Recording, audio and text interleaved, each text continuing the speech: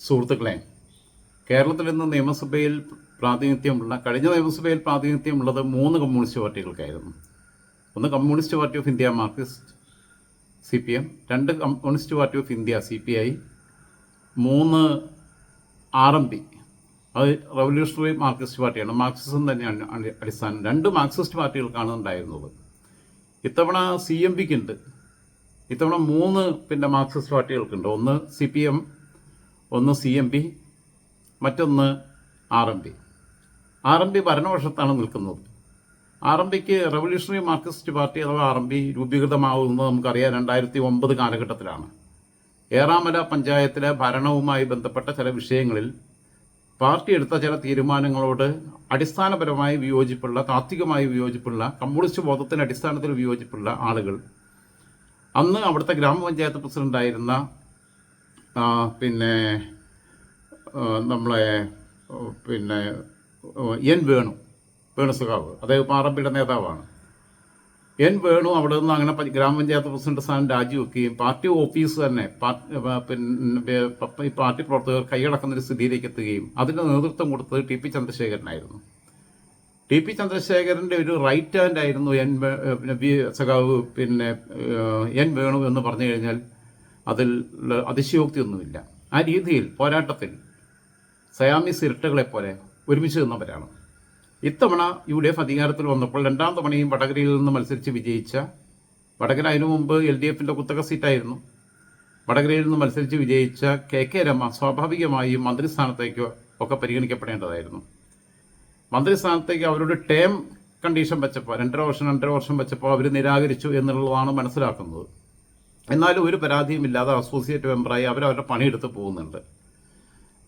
ആദ്യത്തെ തവണ സഹതാപ തരംഗത്തിൻ്റെ ഭാഗമായി കിട്ടിയതാണെങ്കിൽ ഇത്തവണ അവർക്ക് കിട്ടിയത് അവരുടെ പ്രവർത്തന മികവിന് കിട്ടിയിട്ടുള്ള അംഗീകാരമാണ്. അവർക്ക് കൊടുക്കേണ്ടിയിരുന്ന ഒരു കാവ്യനീതി എന്ന് പറയുന്നത് സ്പീക്കർ സ്ഥാനത്ത് കൊടുക്കുകയായിരുന്നു വേണ്ടിയിരുന്നത്. എന്നിട്ട് കുലംകുത്തികൾ എന്ന് വിളിച്ച ആളുകളെ കൊണ്ട് the honourable speaker, madam, sir എന്നൊക്കെ പറഞ്ഞ് വിളിപ്പിക്കുന്നതിനകത്ത് ഒരു രസമുണ്ടായിരുന്നു, ത്രില്ലുണ്ടായിരുന്നു. പക്ഷെ അതിനുള്ള ബുദ്ധിയൊന്നും UDFകാർക്കില്ല എന്നുള്ളത് നമുക്ക് എല്ലാ കാലത്തും അറിയാവുന്നതാണ്. അവർക്ക് ബുദ്ധി ഉണ്ടാക്കി കൊടുക്കുക എന്ന് പറയുന്നത് ആരെക്കൊണ്ടും സാധ്യമല്ലാത്തൊരു കാര്യം. അവർക്ക് കുരുട്ടുബുദ്ധി മാത്രമേ ഉള്ളൂ. ബുദ്ധിശൂന്യതയുള്ള ഒരാൾക്ക് അതൊരു കുറ്റമല്ല, അത് നമുക്ക് ബുദ്ധി ഉണ്ടാക്കി നേർവഴിക്ക് നടത്താം, നല്ല ബുദ്ധി ഉണ്ടാക്കി കൊടുക്കാം. പക്ഷേ ഈ ദുർബുദ്ധി മാത്രമുള്ളവർക്ക്, കുരുട്ടുബുദ്ധി മാത്രമുള്ളവർക്ക് നല്ല ബുദ്ധി ഉണ്ടാക്കി കൊടുക്കൽ സാധ്യമല്ല. എന്തായിരുന്നാലും എനിക്ക് പറയാനുള്ളത്, 2012 മെയ് മാസം 4-ാം തീയതിയിലാണ്, രാത്രിയിലാണ് സഖാവ് TP ചന്ദ്രശേഖരൻ കൊലം ചെയ്യപ്പെടുന്നത്. അദ്ദേഹം SFIയുടെയും DYFIയുടെയും ഒക്കെ ജില്ലാ പ്രസിഡന്റായിരുന്നു, ജില്ലാ സെക്രട്ടറി ആയിരുന്നു, ദേശീയ കമ്മിറ്റി അംഗമായിരുന്നു, ഒക്കെ ആയിരുന്നു. സഖാവ് മത്തായി ചാക്കോയുടെയൊക്കെ കൂടെ പ്രവർത്തിച്ചിട്ടുള്ളതാണ്. മത്തായി ചാക്കോ അന്തരിച്ചു പോയി. അദ്ദേഹം ഇടക്കാലത്ത് തിരുവമ്പാടിയിൽ നിന്ന് MLA ആയി 2006 തിരഞ്ഞെടുക്കപ്പെട്ടെങ്കിലും അദ്ദേഹത്തിന് സത്യപ്രതിജ്ഞ ചെയ്യാൻ പോലും അത് ആശുപത്രിയിൽ വെച്ചാണ് നടത്തിയത്. ആശുപത്രി കിടക്കയിൽ കിടന്ന് തന്നെ മരണപ്പെടുകയാണ് ചെയ്തത്.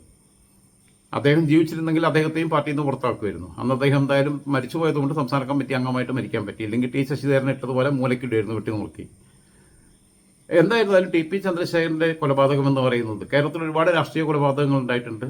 ഓരോ കൊലപാതകങ്ങളിലും രാഷ്ട്രീയപരമാവട്ടെ അല്ലാത്തതാവട്ടെ നിരപരാധികളായ മനുഷ്യരെ കൊല്ലുന്ന ഏതൊരു കൊലപാതകത്തിലും വേദന ഉണ്ടാവുന്ന ഒരാളാണ് ഞാൻ. നിരപരാധിയായ ഒരു മനുഷ്യനെ ആക്രമിക്കുന്നത് തന്നെ തെറ്റാണെന്നുള്ള അഭിപ്രായക്കാരനാണ് ഞാൻ. എന്നിട്ടല്ലേ കൊലപാതകം, അത് ഏത് പാർട്ടിക്കാരനാവട്ടെ. പലരുടെ കൈയും കാലും വെട്ടുന്നു ഒക്കെ എത്രയോ പാർട്ടി പ്രവർത്തകർ ഏതൊക്കെ പാർട്ടികളിൽപ്പെട്ടവർ വികലാംഗരായിട്ട് ജീവിക്കുന്നു, അവരുടെ കുടുംബങ്ങൾ തകരുന്നു. പക്ഷെ എന്തായിരുന്നാലും TP ചന്ദ്രശേഖരൻ്റെ തന്നെ കുറച്ചുകൂടി ഹോൾഡ് ചെയ്യാൻ കാരണം അന്ന് വരെ കൂടെ സഖാവെ എന്ന് വിളിച്ച് നടന്നിരുന്ന ആളുകൾ തന്നെയാണ് ഈ കൊലപാതകം ആസൂത്രണം ചെയ്തത് എന്നുള്ളതാണ്. എന്നിട്ട് അതിന് വേണ്ടാത്ത കള്ളക്കഥയും കൂടി ഉണ്ടാക്കാൻ നോക്കി. അദ്ദേഹം എന്തോ അവിഹിതത്തിന് പോയി എന്നുള്ള മാതിരി രാത്രിയിൽ. അദ്ദേഹത്തിന് ജീവന് ഭീഷണിയുണ്ട് എന്ന മുന്നറിയിപ്പ് പലതവണ കിട്ടിയിട്ട് പോലും താൻ കൊല്ലപ്പെട്ടാൽ കൂടെ ഒരാളും കൂടി കൊല്ലപ്പെടരുതെന്നുള്ള, ഏത് സമയവും താൻ കൊല്ലപ്പെട്ടേക്കാം, എന്നിരുന്നാലും എൻ്റെ കൂടെ ഒരാളും കൂടി കൊല്ലപ്പെടരുതെന്നുള്ളതുകൊണ്ട് അദ്ദേഹത്തിൻ്റെ ബൈക്കിൻ്റെ പുറകിലും കൂടി ഒരാളെ കൂടി കയറ്റിക്കൊണ്ട് പോകാതെ രാത്രികളിലും അദ്ദേഹം സഞ്ചരിക്കുകയൊക്കെ ചെയ്തിരുന്നതാണ്. നിർഭയനായി മരണത്തെ മുമ്പിൽ കണ്ട് സഞ്ചരിച്ച ഒരു സഖാവായിരുന്നു. അതാണ് TP ചന്ദ്രശേഖരൻ്റെ കൊലപാതകവുമായി ബന്ധപ്പെട്ട് എനിക്ക് വൈകാരികമായിട്ടുള്ളൊരു ബന്ധം. TP ചന്ദ്രശേഖരൻ അനുസ്മരണം ഖത്തറിൽ നടത്തുന്നതിന് വേണ്ടിയിട്ട് അന്ന് ഗൾഫിലായ ഞാൻ നേതൃത്വം കൊടുത്തിട്ടുണ്ട്. ഗൾഫിൽ നിന്ന് അവധിക്ക് വന്നത് മെയ് മാസം 4-ാം തീയതിയാണ് കൊലപാതകം. ഗൾഫിൽ നിന്ന് ആ മാസം തന്നെ അവധിക്ക് വന്നപ്പം ഞാൻ പിന്നീട് ആദ്യം പോയി സന്ദർശിക്കുന്ന ഒരു സ്ഥലം ടി.പിയുടെ വീടാണ്. ടി.പിയുടെ വീട് പോയി സന്ദർശിച്ചു. അന്ന് അവിടെ ടി.പി അനുസ്മരണം നടത്തുന്ന സമയമാണ്. അന്നാണ് ഞാൻ സഖാവ് KS ബിമലിനെയൊക്കെ പരിചയപ്പെടുന്നത്. ബിമലും അകാലത്തിൽ നമുക്ക് നഷ്ടപ്പെട്ടു പോയി. പഴയ SFI നേതാവായിരുന്നു. ബിമലൊക്കെ സംഘടനാ രംഗത്ത് മൂലയ്ക്കാക്കപ്പെട്ടുകൊണ്ടാണ് ഇതിനകത്ത് ഗ്രൂപ്പുകളുടെ ഭാഗമായിട്ട്. ഇല്ലെങ്കിൽ SFIയുടെ സംസ്ഥാന സെക്രട്ടറി, DYFIയുടെ സംസ്ഥാന സെക്രട്ടറിക്കായി ആകാൻ യോഗ്യനായിരുന്ന നാടകപ്രവർത്തകൻ കൂടിയായിരുന്ന സാംസ്കാരിക രംഗത്തെ സജീവ സാന്നിധ്യമായിരുന്ന ഒരാളാണ്. KS ബിമൽ മരിച്ചപ്പോൾ ഇപ്പോൾ CPMന്റെ സംസ്ഥാന നേതൃത്വത്തിലുള്ള പുത്തലത്ത് ദിനേശൻ വരെ അതിനകത്തൊരു കുറിപ്പെഴുതിയിരുന്നു ഫേസ്ബുക്കിനകത്ത്. അതേപോലെ തന്നെ സിത്താര എഴുത്തുകാരി. സിത്താരയെ ഞാൻ പരിചയപ്പെടുന്നത് അതുവരെ ഞങ്ങൾ ഫോണിൽ കൂടിയും ഫേസ്ബുക്കിലൂടെയുള്ള ബന്ധമുള്ളൂ. നേരിട്ട് കണ്ട് പരിചയപ്പെടുന്നത് അന്ന് ടി.പിയുടെ വീട്ടിൽ വെച്ചിട്ടാണ്.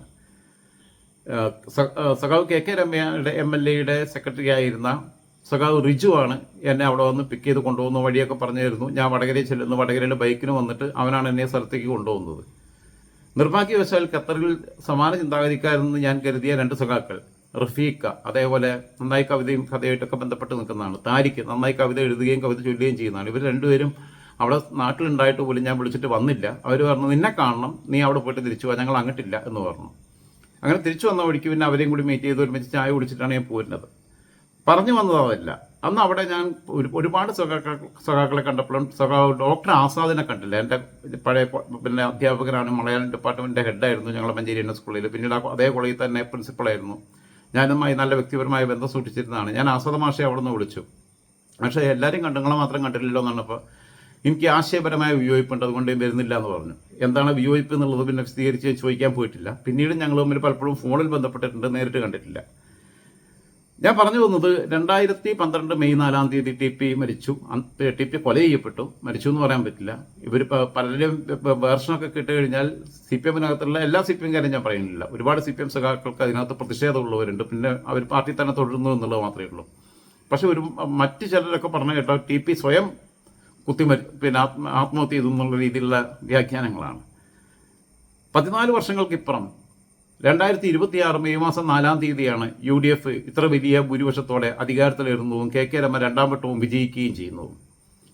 അത് ടി.പി ചന്ദ്രശേഖരൻ്റെ രക്തസാക്ഷിത്വത്തിനുള്ള ഒരു അഭിവാദ്യമർപ്പിക്കലായി, ജനങ്ങളുടെ അഭിവാദ്യമർപ്പിക്കലായിട്ട് വായിക്കാനാണ് എനിക്കിഷ്ടം 14 വർഷങ്ങൾക്ക് ശേഷം. കാരണം കറക്റ്റ് ദിവസം തന്നെ വന്നു. എന്തായിരുന്നാലും എനിക്കതിൽ പറയാനുള്ളത് 3 പേരുടെ പേരെടുത്ത് പറയാനുള്ളതിൽ ഒന്ന് സഖാവ് N വേണു. ഞാൻ പറഞ്ഞു ശരിക്കും കാണിക്കേണ്ട കാവ്യനീതി KK രമയെ സ്പീക്കറോ അല്ലെങ്കിൽ മന്ത്രിയോ ഒക്കെ ആക്കി മാറ്റേണ്ടതായിരുന്നു. ഒരു ഫുൾ ടൈം തന്നെ 5 വർഷം തന്നെ മന്ത്രി ആക്കേണ്ടതായിരുന്നു. അത് ചെയ്തില്ല UDF. അവർക്ക് തന്നെ വീതം വെച്ചിട്ട് തികയണില്ല, അതാണ് അവരുടെ കുഴപ്പം. സ്പീക്കറും ആക്കിയില്ല. അതൊന്നും ആക്കിയിട്ടില്ലെങ്കിൽ അവരെ സംബന്ധിച്ചിടത്തോളം ഒരു പ്രശ്നമൊന്നുമല്ല. അവർ MLA ആയിട്ട് അല്ലെങ്കിൽ പഞ്ചായത്ത് മെമ്പറായിട്ടാണെങ്കിലും ഇനി ഒന്നും അല്ലെങ്കിലും അയൽക്കൂട്ടത്തിൽ പ്രവർത്തിച്ചിട്ടാണെങ്കിലും നാട്ടിൽ അവർക്ക് പ്രവർത്തിക്കാൻ അറിയാം. കമ്മ്യൂണിസ്റ്റ് ബോധമുള്ളതാണ്. SFIയുടെ സംസ്ഥാന കമ്മിറ്റിയിലുണ്ടായിരുന്ന അവരുടെ അച്ഛൻ പാർട്ടിയുടെ ഏരിയ കമ്മിറ്റി മെമ്പറായിരുന്നു. അവരുടെ സഹോദരി കുറച്ചിപ്പുറത്ത് നമ്മൾ കോഴിക്കോട്ട് നിന്ന് വടകരയ്ക്ക് പോകുന്ന വഴിക്ക്, കൊയിലാണ്ടിക്ക് പോകുന്ന വഴിക്ക്, അവിടെ ആ പഞ്ചായത്തിൻ്റെ പേര് മറന്നുപോയി, ഗ്രാമപഞ്ചായത്തിൻ്റെ അധ്യക്ഷയായിരുന്നു. അടിപൊളി ഒരു പാർട്ടി കുടുംബമായിരുന്നു. ഒരു പാർട്ടി വിവാഹമായിരുന്നു. പാർട്ടി സംഘടനാ രംഗത്ത് നിന്ന് കണ്ട് പരിചയപ്പെട്ട് പ്രണയിച്ച് വിവാഹം കഴിച്ചതാണ്. എന്തായിരുന്നാലും KK രവിയുടെ ആ നീതി കാണിച്ചില്ല. ഇനി കാണിക്കാൻ ബാക്കിയുള്ള ചിലരുണ്ട്.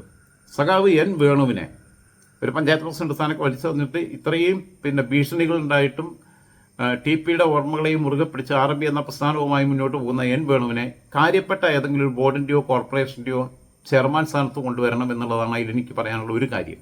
UDF നേതാക്കന്മാർ ശ്രദ്ധിക്കേണ്ട ഒരു കാര്യമാണത്. 2, അഡ്വക്കേറ്റ് P. കുമാരൻകുട്ടി. അദ്ദേഹമായിരുന്നു ഇതിൻ്റെ പബ്ലിക് പ്രോസിക്യൂട്ടർ ഈ കേസിൻ്റെ. ഈ കേസ് എൻ്റെ എതിർ വക്കീൽ എന്ന് പറയുന്നത് എനിക്ക് വളരെ അടുത്ത ബന്ധമുള്ള നമ്മളുടെ കാരണവര സ്ഥാനത്തുള്ള അഡ്വക്കേറ്റ് മഞ്ചേരി ശ്രീധരൻ നായരായിരുന്നു പ്രതിഭാഗത്തിന് വേണ്ടി ഹാജരായത്. CPM ഇഷ്ടം പോലെ പൈസ പിരിച്ച് കേസ് നടത്തിയതാണ്. എന്നിട്ടും കുറച്ച് പ്രതികളെങ്കിലും ശിക്ഷിക്കാൻ മുൻകൈ എടുത്തത് അഡ്വക്കേറ്റ് P. കുമാരൻകുട്ടിയാണ്. അദ്ദേഹം പഴയ DYFയുടെ ജില്ലാ പ്രസിഡന്റാണ്. മഞ്ചേരി ശ്രീധരൻ നായർ പിന്നീട് ഡയറക്ടർ ജനറൽ ഓഫ് പ്രോസിക്യൂഷനൊക്കെ ആയി. ഇപ്പം അദ്ദേഹം പദവികളൊന്നും ഏറ്റെടുക്കുന്നില്ല. മുൻ മന്ത്രി T. ശിവദാസുബനൻ്റെ മകളെയാണ് വിവാഹം കഴിച്ചിരിക്കുന്നത്. പ്രഗത്ഭനായ വക്കീലാണ് മലബാറിലെ എന്നല്ല കേരളത്തിലെ തന്നെ ബാർ കൗൺസിലിൻ്റെ ചെയർമാനായിരുന്നു ഇടക്കാലത്ത്. ആ P. കുമാരൻകുട്ടിയും ഈ പറഞ്ഞ പോലെ ഒരുപാട് ഭീഷണികളെ, പലതരത്തിലുള്ള ദുർഘടമായ വഴികളെ ഒക്കെ അതിജീവിച്ചുകൊണ്ടാണ് ഏതാനും പ്രതികൾക്കെങ്കിലും ശിക്ഷ മേടിച്ചു കൊടുത്തത്. അദ്ദേഹത്തിൻ്റെ ടീമിൽ സജീവ് കുമാർ ഉണ്ടായിരുന്നു, ഒക്കെ ഉണ്ടായിരുന്നു, പിന്നെ അസിസ്റ്റന്റ് പ്രോസിക്യൂട്ടറായിട്ട്, പബ്ലിക് പ്രോസിക്യൂട്ടറായിട്ട്. പക്ഷേ അതിൻ്റെ സ്പെഷ്യൽ പബ്ലിക് പ്രോസിക്യൂട്ടറായിട്ട് ആ കേസ് കൃത്യമായി നടത്തിയതിൻ്റെ നേതൃത്വം കൊടുത്തത് അഡ്വക്കേറ്റ് പി കുമാരൻകുട്ടിയാണ്. അത് പല രീതിയിലുള്ള ഭീഷണികളെ അതിജീവിച്ചിട്ടാണ്. അദ്ദേഹത്തിനെ ഗവൺമെൻറ് പ്ലീഡറായിട്ടോ അല്ലെങ്കിൽ പിന്നെ അഡ്വക്കേറ്റ് ജനറലായിട്ടോ അങ്ങനെ എന്തെങ്കിലും ഒരു പിന്നെ കാര്യപ്പെട്ട പോസ്റ്റ് കൊടുത്തുകൊണ്ട് അദ്ദേഹത്തെയും സർക്കാരിൻ്റെ ഭാഗമാക്കി നിർത്തണം എന്നുള്ളതാണ് എനിക്ക് പറയാനുള്ളത്. കാരണം TPയുടെ ചോര UDFന് കിട്ടിയ വോട്ടുകളിലൊക്കെ ഉണ്ട്, മലബാർ മേഖലയിൽ ഉണ്ടാക്കിയ നേട്ടങ്ങളിലൊക്കെ ഉണ്ട്.